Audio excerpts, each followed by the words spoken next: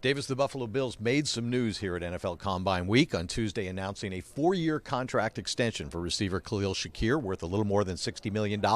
About half of that is guaranteed. And he's been their most productive receiver. A really good production for a guy who was a fifth-round pick in 2022. What do you think of this deal for the Bills and Shakir? It's a great deal for both sides. I mean, usually, when you're looking at a guy that signs before he's free, it's usually a good deal for both sides. In particular with Shakir, I think, look, $15 million a year with Khalil Shakir's production, I think that might not even be enough for his production. But if I look at Khalil Shakir, maybe his ceiling as a receiver, we're talking about a fifth-round pick, Dave. We're talking about an undersized guy. He's not a burner. So maybe his ceiling of what a guy at his stature is probably worth, it might not be a $60 million contract. But to your point, his production has certainly been that, so it's a great deal for both sides. Yeah, he's been really demonstrated as one of the best catch percentages the last couple of seasons in the National Football League, and has become certainly a comfort zone for quarterback Josh Allen. The Bills have a few other players from that draft class who are now eligible for extensions. Terrell Bernard, their middle linebacker,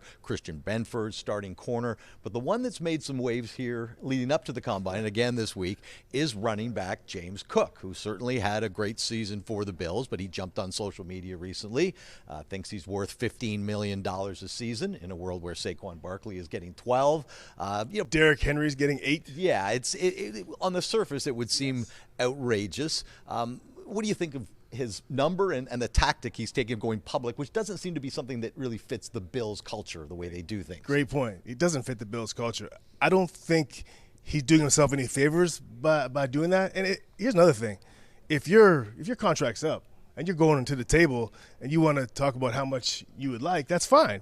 But this is a guy who still has a year left on his deal and putting out numbers like that. So, look, it seems as though there's a good relationship there with Buffalo, so I don't know if it necessarily hurts Khalil Shakir, but I don't think it helps him at all. Also, he was on Shannon Sharp's podcast, and he made a comment, and I'll quote, he said, "I want to be on the field all the time. Taking me off the field, what else do I need to prove?" Now, Josh Allen came out and said another running back is the best third down back in the league. So, I mean, that right there tells you – talking about Ty Johnson, yeah. So, I mean, that tells you right there there's going to be some disconnect there. And also, Dave, I think that puts a lot of pressure.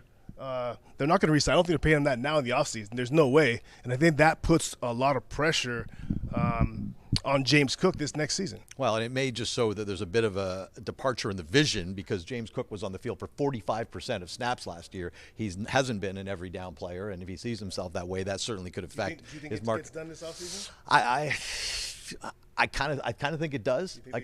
I mean, it would be a departure for the Bills, though, because I think they're one of these teams that subscribes to the idea that you don't pay running backs necessarily on second contracts. And Brandon Beane was kind of asked about this here this week, and he kind of split it into two. He said, when you're talking about a 3 yards and a cloud of dust guy, right. No. Right. But if you're talking about mismatch players, and James Cook has proven he can be that both as a running back and a receiver, he called them weapons. He said, I don't mind committing to weapons. Right. So, he tried to differentiate those two things. Yeah. Let's shift into draft mode here. The Bills picking 30th overall, of course, their 5th straight year winning the AFC East. I feel like there's some pressure on Brandon Beane as we go into his 8th draft. And I think it's because although they've had so much success in the regular season, the recent first picks for the Bills have not been home runs. I mean, last year they took Keon Coleman, and he kind of plateaued halfway through the year, had an injury. You look the year before, it's Dalton Kincaid, who had a really good rookie year, and I think certainly regressed in year number 2. Again, some injury related, but some really strong comments from head coach Sean McDermott here in Indianapolis this week, just about Coleman's development and really the durability of Dalton Kincaid and that.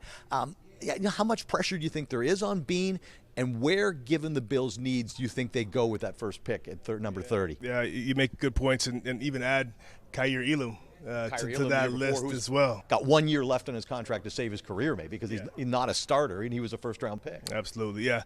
It's interesting because for Sean McDermott, and we talked about this when we heard it yesterday, but for Sean to come out and talk about regression, talk about maybe a letdown or expecting more, comments like that, you don't usually hear a lot of that, because that's their picks. Those are Brandon Beane's picks. And Beane, on the other side, kind of defended those, with the injuries and other people that Keon Coleman is 21, and there were players in this draft who were 24. Right. That kind of and the injuries to Kincaid. So yeah, you don't usually hear that, but I don't see pressure on Brandon Beane. I look at how great they've been as an organization, a team, and you don't doubt that. Now he has missed a bit on some of these guys, and I think that in the 30th position right now in the draft, with this deep of a defensive line group, in particular an edge group, there's players to be had.